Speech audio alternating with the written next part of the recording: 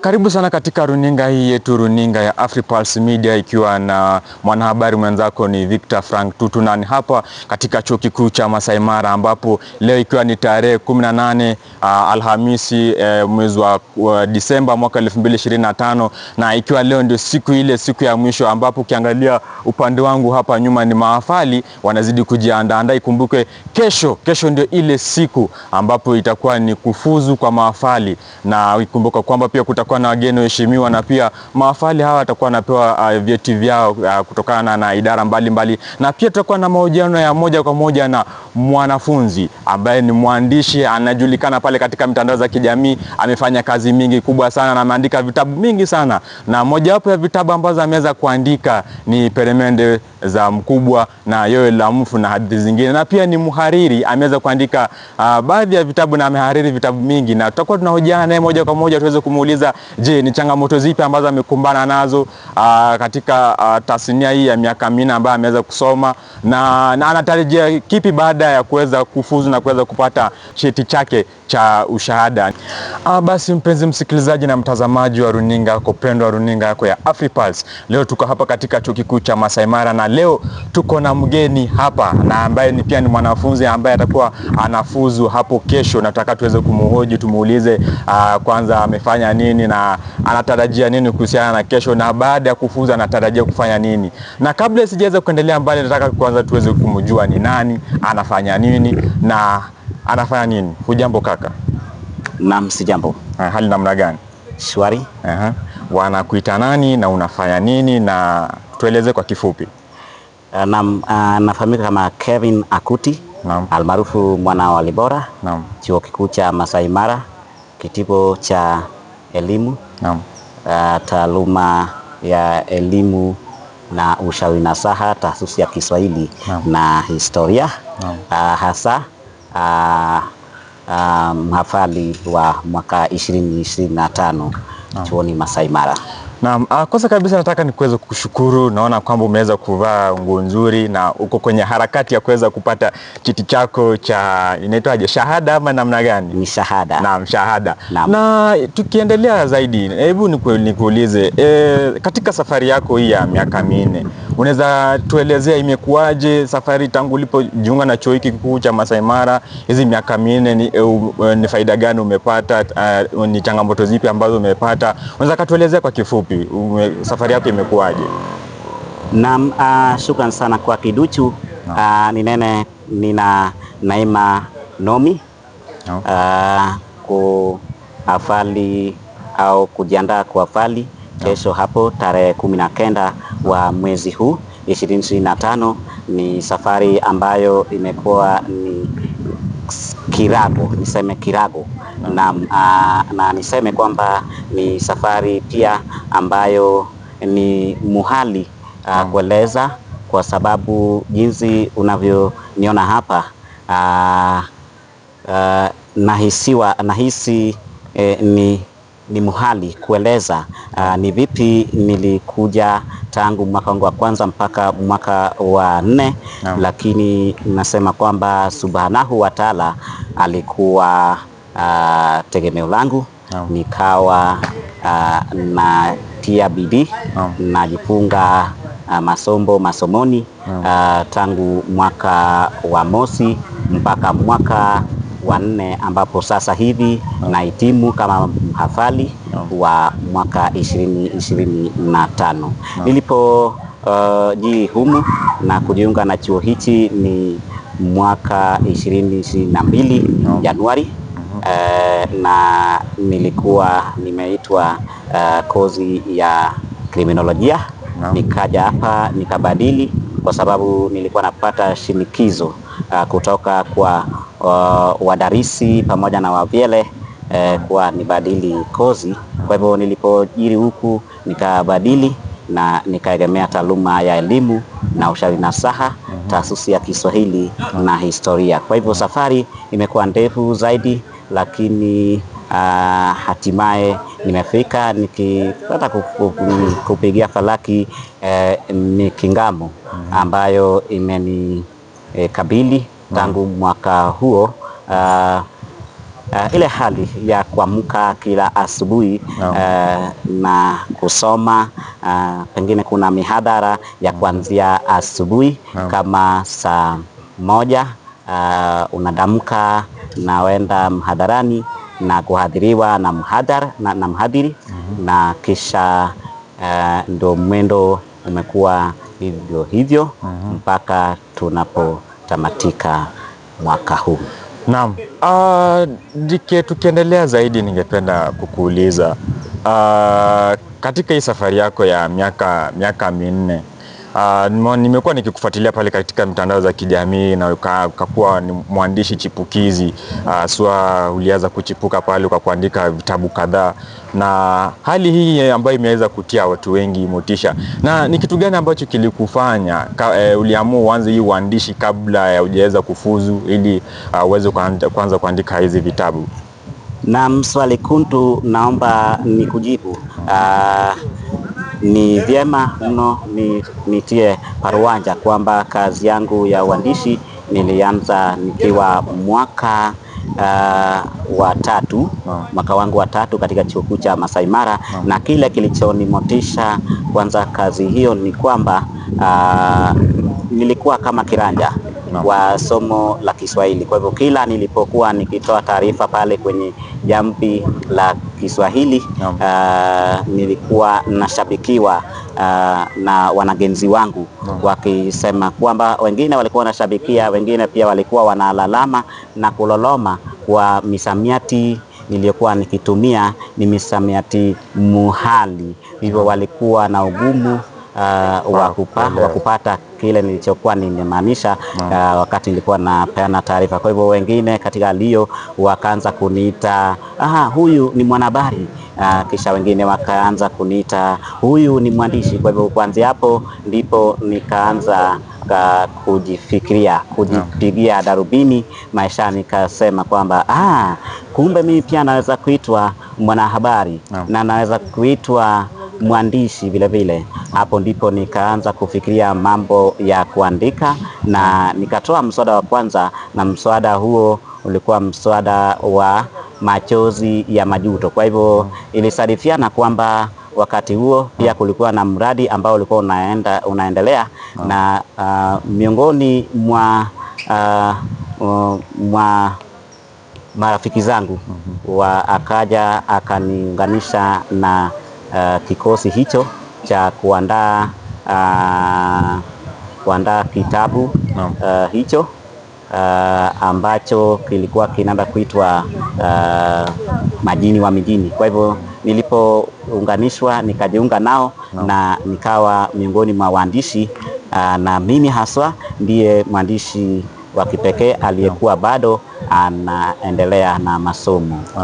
Na nikikuuliza, katika hii ulisema ulianza kwanza kuandika vitabu ama kuwa mwandishi mwaka wa 3, na ulikuwa unaweza kuweka aje kati ya masomo na uandishi? Maanake unajua uandishi ni kama ilikuwa ni kipaji chako cha kuweza kuandika vitabu. Venye ulikuwa unahudhuria aje mhadhara na hatimaye pia kuweza kufanya kazi yako ya ziada kwa kuandika vitabu, ulikuwa unafanya aje? Naam, shukran sana kwa swali hilo. Labda ni nukuu kauli yake Wala bin Wala Guru anaposema kwamba Mungu alitutunuku masaa 24 ya kufanya kazi. Kwa hivyo usipotumia masaa hayo, basi wewe ni mwenye ubwete, yani unapiga ubwete na pia unapiga ubwege. Kwa hivyo nilipata kutumia masaa yangu vizuri na nikaanza masuala ya uandishi, na vile vile wakati wa mihadhara nilikuwa nahudhuria mihadhara. Kwa hivyo nilikuwa na ratiba yangu. Kuna nyakati za kuenda mihadhara, zikifika naenda mihadhara, na pia kuna nyakati zangu za kuandika. Nilikuwa naandika hasa, nilikuwa natumia nafasi yangu ya kila usiku kuandika, na kila mchana nahudhuria mihadhara na kusoma vile vile. Pia sikuwatenga marafiki zangu waliponitembelea, nilikuwa na wapa muda wa matagusano. Na nikuulize, tukiendelea katika hizi miaka minne, kando na uandishi, ni kitu gani kipi ambacho unaweza kajivunia unasema kwamba hakika Chuo Kikuu cha Masai Mara ni mojawapo vyuo vikuu vya umma nchini Kenya ambapo inaweza kukuza vipaji ama inaweza kukuza talanta ambazo wanafunzi wanajionyesha katika taaluma tofauti tofauti? Chuo Kikuu cha Masai Mara ni chuo kinolevu maarifa na ambacho hadi sasa hivi najivunia zaidi. Enyewe nikisema kwamba ni chuo ambacho kimenikuza hasa. Ni chuo ambacho kuna wahadhiri ambao ni wakuzaji Kiswahili. Kuna wahadhiri wangu kama Daktari Nancy Ayodi ambaye ana motisha kuhusu masuala ya uandishi na fasihi kijumla, na hao walipata kunihimiza vile vile. Kwa hivyo naweza sema kwamba wamekuwa kama chombo cha kunielekeza na kuniendeleza, na hivyo ndivyo ninavyojinufaisha katika chuo hiki cha Masai Mara. Kando na hilo, kuna pale kwenye mtandao wa kijamii, kuna pale Facebook, kama umeshajitosa katika ulingo wa uandishi, unaweza kupeleka posti zako pale. Kama wewe ni mwandishi, unapeleka posti zako pale na wanafunzi wanaona vitabu ambavyo umechapisha na wanakuinua kifedha. Wanaanza kununua vitabu na kukushabikia na vile vile kukupa motisha na wosia kadri wanavyoweza, na pia hivyo ndivyo unapata kuenezeka kijina na pia kimaarifa na vile vile kikazi. Tukiendelea, ningependa kuuliza, kuna hili swala ambalo Katibu Mkuu wa Wizara ya Elimu Daktari Bwana Julius Migos Ogamba alikuwa anasema wa mahafali hasa wanaofuzu wanafaa kuwa, baada ya kufuzu wanafaa kuwa wanavumbua kazi wasiwe kuwa wanatarajia kuajiriwa katika sekta tofauti tofauti. Kulingana na wewe, hilo swala, na wewe ndio unaweza kufuzu hapo kesho na utakuwa unapewa shahada, unafikiriaje kuhusiana na swala hilo? Niseme kwamba ni swala zuri hilo, haswa la kuwahimiza wanagenzi kuwa wafikirie nje ya mstatili. Nje ya mstatili. Kwa maana unapotoka hapa kama mhafali ambaye amehafali, hutotarajia kwamba punde tu unapohafali basi utaajiriwa na serikali. Kwa hivyo anajaribu tu kuwahamasisha wanagenzi ambao wanahafali kwamba wawe tayari kufikiria nje ya mstatili, ili nao pia wabuni njia nyingi za kujiajiri kikazi. Kwa mfano, kama ana talanta ya kuimba mashairi, kama mimi ni mshairi ambaye ni mtunzi na vile vile mhani. Kwa hivyo naweza tunga mashairi na vile vile naweza hani mashairi. Kwa njia hiyo napata kunufaika kifedha, kwa maana watu wanakuja wanataka watungiwe mashairi na vile vile wanataka wahaniwe mashairi. Kwa hivyo ninapofanya hayo yote napata malipo. Ndivyo. Na vile vile kama wewe ni mwandishi, unaweza kuchipuka kama mwandishi kama nilivyochipuka kama mwandishi hapa chuoni Masai Mara. Nasema kwamba nimenufaika zaidi kifedha kwa sababu wahadhiri walikuwa wamenunua vitabu vyangu vingi zaidi. Na hasa ninapozungumza hapa kuna vitabu vyangu ambavyo vinatainiwa kama Peremende za Mkubwa na Yowe la Mfu. Wanafunzi wamevinunua na ni vingi zaidi. Kwa hivyo unafikiria nje ya mstatili ili upate kuajiriwa wakati serikali bado anaongoja au anategea mambo ya kwako. Na tukimalizia, ningependa kukuuliza, kesho ni ile siku ambapo utakuwa unafuzu rasmi na ambapo naibu chancellor atakuwa anasema kwamba ni rasmi nimeweza kuachilia huru na mtaweza kupata zile stakabadhi zenu, zile shahada ya uzamili ama ni shahada tofauti kutoka idara tofauti. Je, baada ya hapo wewe unatarajia kufanya nini baada ya kufuzu ama unatarajia kufanya nini? Naam, nitarajia swali hilo na ni swali kuntu sana. Niseme kwamba baada ya cheti changu cha shahada, yani baada ya kuhafali katika kiwango cha shahada, nitaegemea kiwango cha uzamili almaarufu masters, niendeleze Kiswahili. Kwa hivyo mie natarajia kuanzisha kisomo changu cha kiwango cha uzamili mnamo mwaka kesho. Ndivyo.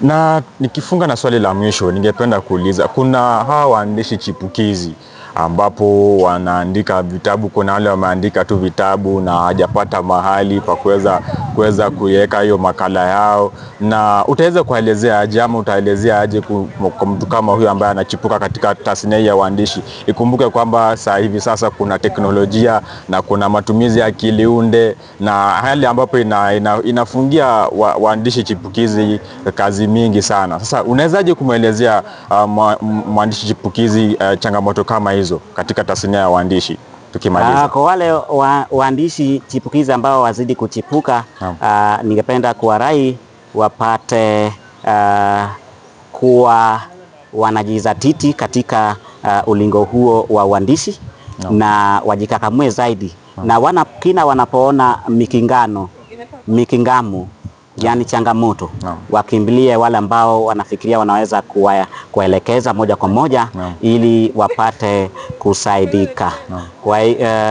Nasema kwamba matumizi ya akili unde almaarufu AI ni balaa saa zingine, kwa sababu wale wana akili unde au AI unapata kwamba hawakimanyi Kiswahili kwa undani zaidi. Mimi mwenyewe nimetenda tahakiki zangu nikajihakikishia ninachosema papa hapa kwamba hawakimanyi Kiswahili kwa undani au kwa upana, lakini ningependa kwamba wanapochipuka wapate hata mimi wanaweza kuja kwangu nipate kuelekeza, kwa sababu mie kwa sasa hivi nimechapisha vitabu vingi, viko vitabu 9 vikiwemo vya mashairi pia, na nimehariri pia vitabu zaidi ya vitabu vitatu na vingine kitabu kimoja ambacho nimekihariri Yowe la Mfu tayari kinatainiwa hapa wana mwaka wa 3 nafikiri upo miongoni mwao. Kwa hivyo nashukuru sana waungane nami na nitawapa mwelekeo. Sijawaambia kwamba nimwelekeza waandishi wawili katika kitabu cha Peremende za Mkubwa na hadithi nyingine, Chacha Reagan pamoja na Joshua Olinda. Na hao niliwashika mkono na tunatembea pamoja kwa sasa kama waandishi katika ulingo au tasnia ya uandishi. Tukifunga na tukimaliza, ningependa kama uko na ujumbe kwa mahafali wa mwaka 2025 utawaelezea nini? Unaweza ambia ujumbe gani kwa kupitia mtindo wa ushairi? Ukigani shairi tukifunga ukurasa, manake wapenzi watazamaji na wasikilizaji wa Runinga Africa wangependa kusikiza ujumbe gani ambao uko nao, na pia unaweza malizia ukisema kwamba unaweza kupataje katika mitandao za kijamii, na ikiwa kama mtu anataka kuwa mtu ni mwandishi na kona maybe anataka kujua venye safari ya uandishi, unaweza waelezea tukifunga?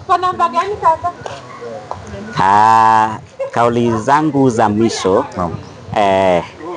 Ningependa kuupa mkono wa tahania usimamizi wa chuo kikuu cha Masai Mara, sana wahadhiri wangu ambao wamekuwa nami wakinipa ushauri na wakinipa nasaha za hapa na pale, pamoja na wanagenzi ambao wamekuwa wakinitia motisha kila wanaponiinua kifedha, wanaponunua vitabu vyangu, na washukuru sana. Ningependa kukirai chuo hiki kwamba kipanue zaidi mtandao wa kijamii ambapo wanagenzi wanaweza pata nafasi au kunafasika ili kuendeleza Kiswahili. Na zaidi mno ningependa kusema kwamba watu wajikakamue, wajizatiti, wasipige ubwete, maana ubwete ni ubwege. Hali kadhalika nyege ni kunyegezana. Nipo hapa kwa ajili ya wewe na mwingine. Anapohisi kwamba anafaa saidiwe, ungane nami moja kwa moja kupitia mtandao wangu wa Facebook @mwana-wa-walibora, na utanipata hapo. Ukinifuatilia moja kwa moja utapata mashairi ya kuburudisha, hasa mashairi ya mahaba, yani mapenzi. Sasa saa zingine kama uko na mpenzi ni vyema ungane nami nikutungie shairi, na kama umeachwa utafanyaje? Tagusana nami, nitakutungia mashairi ya kutoa mashairi yenye maneno ya kutoa nyoka pangoni. Huyo ambaye amekuacha atarudi kwa sekunde moja tu. Kupitia kwa mashairi. Kiswahili kitukuzwe hapa chuoni Masai Mara. Kiswahili kitukuzwe hapa chuoni Masai Mara. Kiswahili kitukuzwe hapa chuoni Masai Mara. Wassalam. Hongera sana kaka, na kutakia kila la heri katika safari yako, na najua kwamba pia mimi natamani kuwa mwandishi na nafuata bila shaka itawezekana. Mbele Mara. Asante sana kwa mahojiano. Nashukuru sana. Shukrani. Mpenzi msikilizaji na mtazamaji, imeweza kuwa mahojiano ya moja kwa moja na mwandishi ambaye anajiita Mwana wa Walibora, na tunashukuru sana kwa kuweza kutufuatilia hapa katika mtandao zetu za kijamii. Unaweza kutufuatilia katika mtandao zetu za kijamii @AfriPulse Media, ikwe ni Facebook, TikTok, katika tovuti yetu @AfriPulse Media. Nimekuwa wako Victor Frank Tutu. Shukran. Wenzangu, mimi nimefika misho na sijitambui, kununa na lazimika, furaha initui, chozi lanibubujika, wakunifuta sijui, ubavu nimeupata ila ameshaolewa. Juzi nimeliandika shairi la maudhui, kisema nikipendeka mtajua hamjui, wala sikujua fika sala kwa Mola liwai, Mola kanipa hayuni ila kashachukuliwa.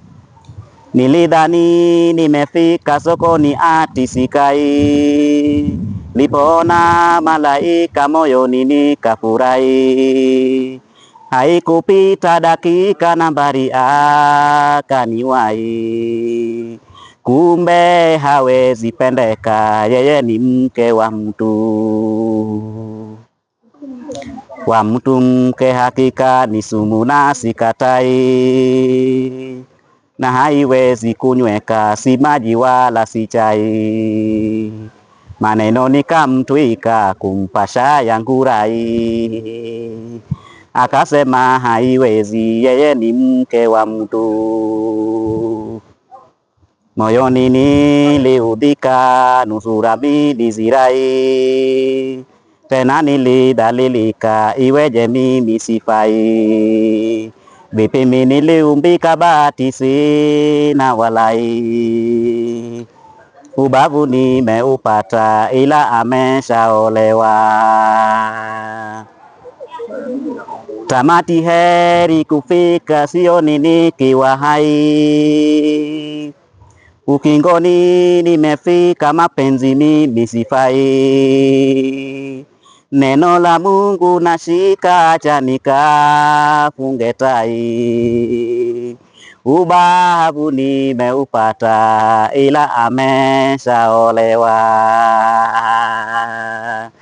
Mie ni Malenga Kevin Akuti kwa lakabu mwana wa Libora, Chuo Kikuu cha Masai Mara 2025. Wassalam.